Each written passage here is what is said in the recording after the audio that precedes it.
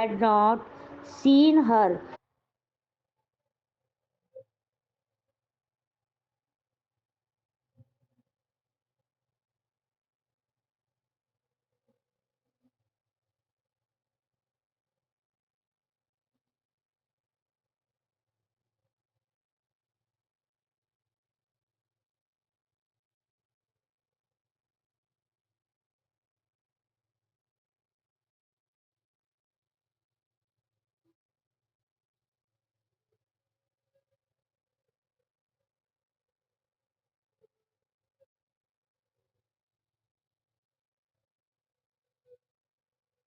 Ishan, you did not send me the voice message, but Divya ma'am has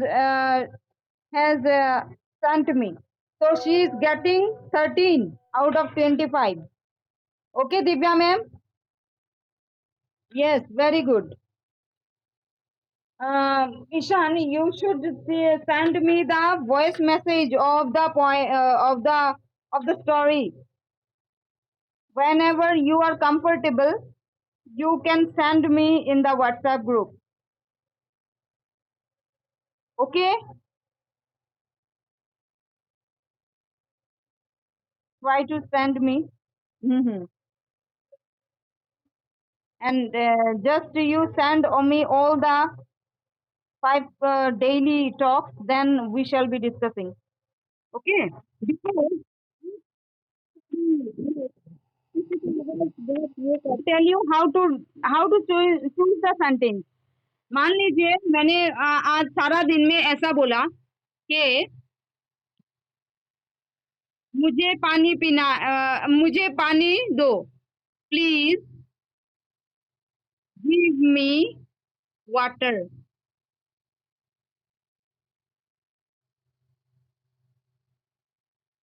please give me water जैसे मैंने आज बोला है, ठीक है।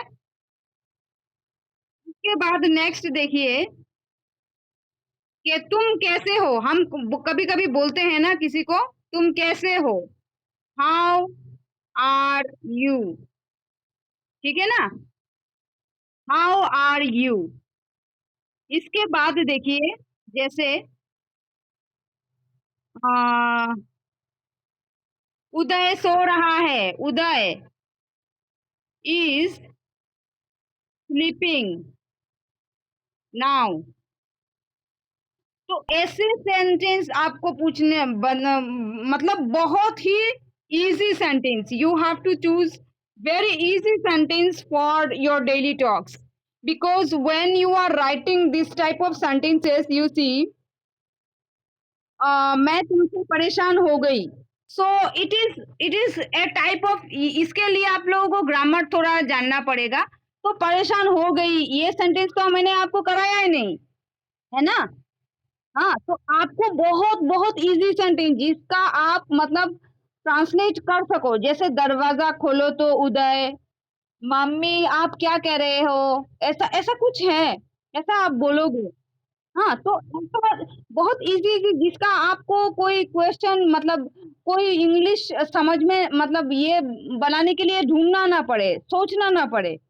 जैसे दरवाजा खोलो, ओपन द डोर, खाना खा लो, ईट ईट फूड नाउ, टीवी बंद करो, शट डाउन द टीवी, ऐसे, और स्विच ऑफ द टीवी, ऐसे कुछ भी करके मतलब छोटे छोटे सेंटेंसेस बनाने हैं, जैसे आप सारा दिन में जो बात बताया, ठीक है।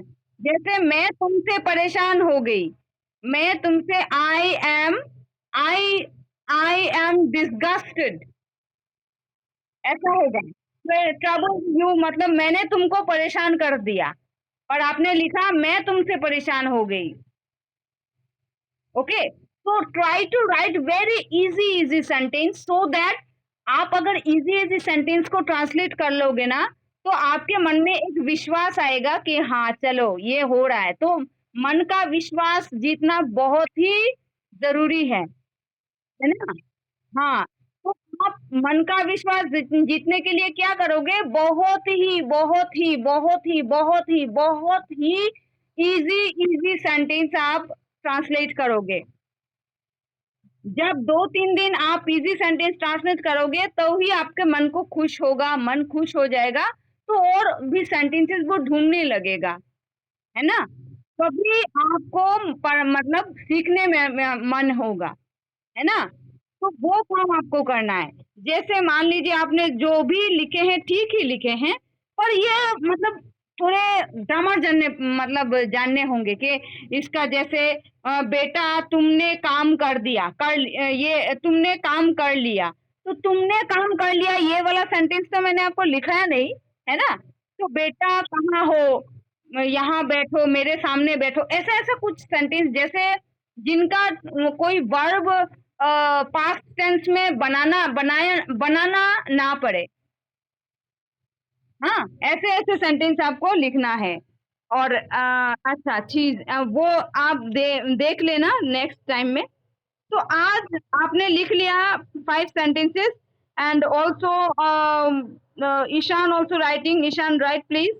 Yes, I will give you the mark of voice message, but you should give this on the spot, not after I just inform you that you have to uh, submit the voice message. That's the thing.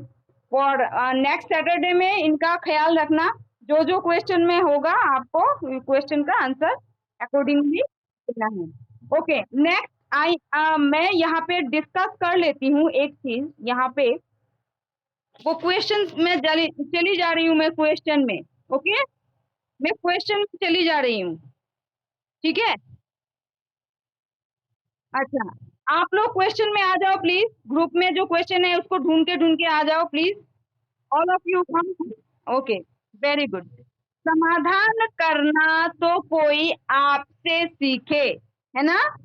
समाधान करना तो कोई आपसे सीखे। तो इस sentence में बना रही हूँ, वन शुड लर्न मेकिंग, समाधान करना, one solving, one should learn solving problems from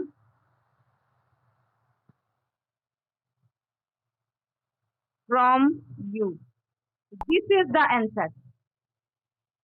One should learn solving problems from you. कोई क्वेश्चन है? आप लोगों को कुछ पूछना है? जैसे ईशान का आंसर ठीक था, अगर आप लोगों को कोई क्वेश्चन पूछना। हाँ हाँ, बोलिए।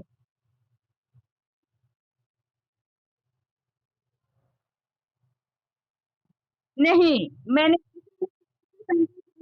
है ना, ऐसे सेंटेंस हमने करे हैं जैसे समाधान करना तो कोई आपसे सीखे, one should learn solving problem from you, आपसे, से फ्रॉम, आपसे सीखे। ओके, नेक्स्ट वन इज गाड़ी चलाना तो कोई तुमसे जाने, one should learn, one should learn driving from you. One should learn driving from you. आप लोगों को क्या क्या चीज समझ में नहीं आ रहा है, आप सवाल करो, क्योंकि सेम सेम क्वेश्चन मैंने दिए हैं, तो थोड़ा मुझे लगा कि आप लोग कंफ्यूज हो। फिर भी आप लोग अगर कंफ्यूज हो तो मुझे पूछ सकते हो। तो जैसे दिव्या मैम, आप पूछ सकते हो कि कैसे क्या हुआ, क्योंकि ये सेंटेंस, ऐसे ऐसे सेंटेंस हमने ऑलरेडी कर चुके हैं। ओके, एक पतंग आसमान में उड़ रहा था। Ishan, tell me which sense it is? एक पतंग आसमान में उड़ रहा था।